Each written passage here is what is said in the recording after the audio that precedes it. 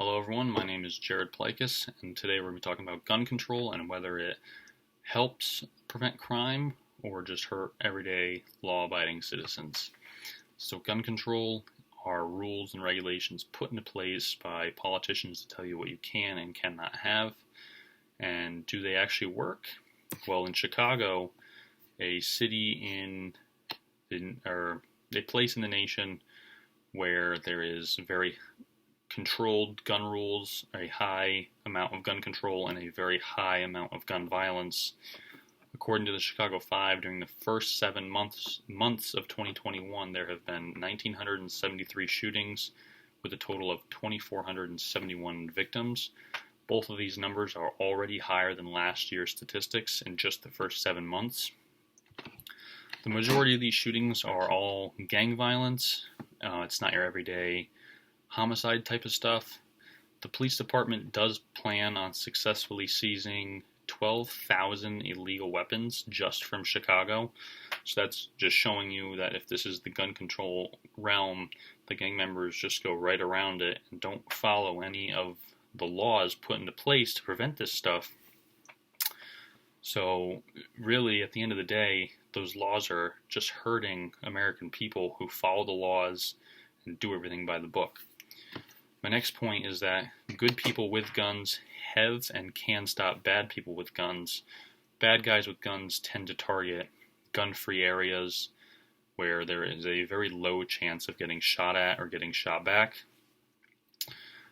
Let's take Israel, for example. Israel has a mandatory military contract where you have to go into the military for, I believe, at least 2 years. And after they get out, most of them keep their service rifles.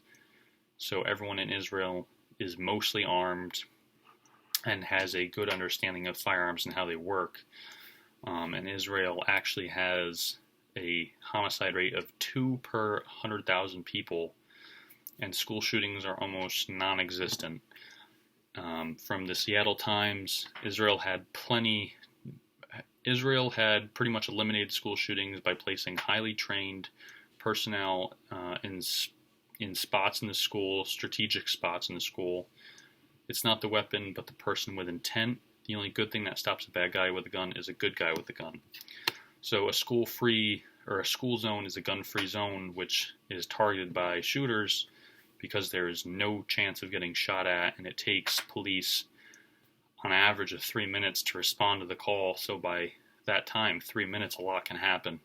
So if there's someone in the school that can prevent something from happening, that's the best option, because a good guy with a gun can stop a bad guy with a gun. Which brings me to my next point, that a firearm is just a tool.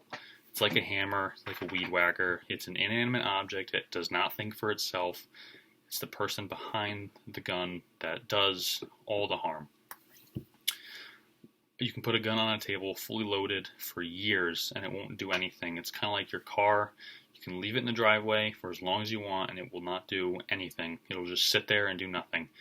If you had the intent or you were a bad person, you could get in your car and you could drive 100 miles an hour into a crowd of people and do a bunch of damage, but you don't because you're not a bad person. So that same thing applies to guns. You can use them to protect your family, your home, your assets, whatever you may love from bad people who intend to do harm. You can even save other people's lives by just being in the right place at the right time and preventing something bad from happening. So it's just a tool. In England, they actually have a big knifing problem. 45,000 knives and sharp instrument attacks as of 2019, and that was 2019. They got rid of guns a long time ago. So if a person has intent to do harm, they will find a way, no matter what, to do harm. So it doesn't matter. A knife is a tool. It's the person behind it that has the intent to do harm. They will do harm. And if you have any chance of stopping that, then that is what you want. So in conclusion, no matter how strict gun laws are, they only affect normal, everyday, law-abiding citizens who try and follow the laws. They play by the book.